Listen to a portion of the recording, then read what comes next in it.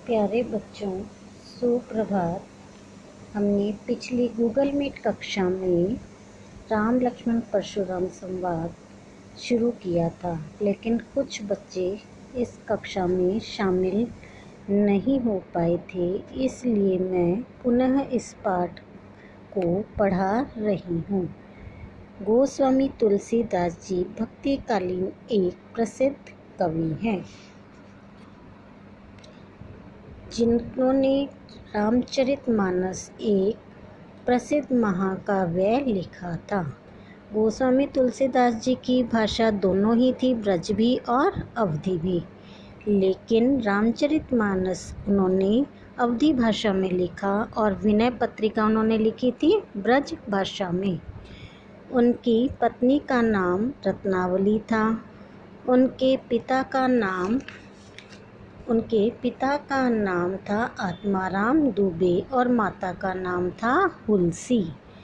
भक्तिकालीन कवि होने के कारण उन्होंने रामचरितमानस में भगवान श्री राम, मर्यादा पुरुषोत्तम भगवान श्री रामचंद्र जी का चरित्र का वर्णन बहुत ही अच्छे ढंग से किया है। और उनके जो प्रिय छंद थे वो दोहा, चौपाई, कवित, सोरठा, सवैया थे। प्रस्तुत पाठ में आपके दोहा, चौपाई और सोरठा नामक छंद का प्रयोग हुआ है। राम लक्ष्मण परशुराम संवाद रामचरितमानस के बालकांड से लिया गया है। बच्चों, रामचरितमानस में 7 कांड हैं, जिसमें बालकांड, अयोध्या कांड जो आपको भगवान श्री राम के विवाह का वर्णन है जिसमें, ठीक है ना, तो बालकांड के बाद आता है अयोध्या कांड। उसके बाद भगवान राम को क्या होता है, वनवास होता है। अरण्य कांड, सुग्रीव से मिलते हैं। किष्किंधा कांड, सुंदर कांड, राम और रावण का युद्ध होता है। लंका कांड, और उसके बाद भगवान श्री राम का रास तिलक होता है, वो होता है उत्तर कांड। तो ये 7 कांड में से आपको प्रस्तुत पाठ बाल कांड में से लिया गया है। जब भगवान श्री राम राजा जनक द्वारा आयोजित सीता स्वयंवर में पहुंचते हैं और राजा जनक की शर्त होती है कि सीता के स्वयंवर में पधारे हुए जितने भी राजा महाराजा होंगे, जो भी शिव धनुष को तोड़ेगा उसी के साथ सीता का विवाह कर दिया जाएगा।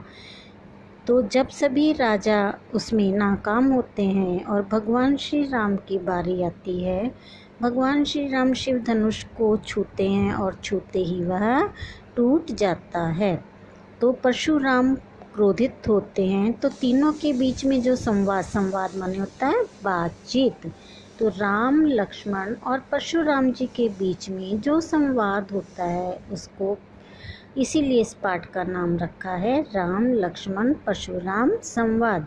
परशुराम जी को शिव धनुष भगवान शिव से वरदान स्वरूप प्राप्त था और उन्हें बहुत क्रोध आता है जब उन्हें पता चलता है कि उनको वरदान स्वरूप प्राप्त शिव धनुष को भगवान श्री राम ने तोड़ दिया है।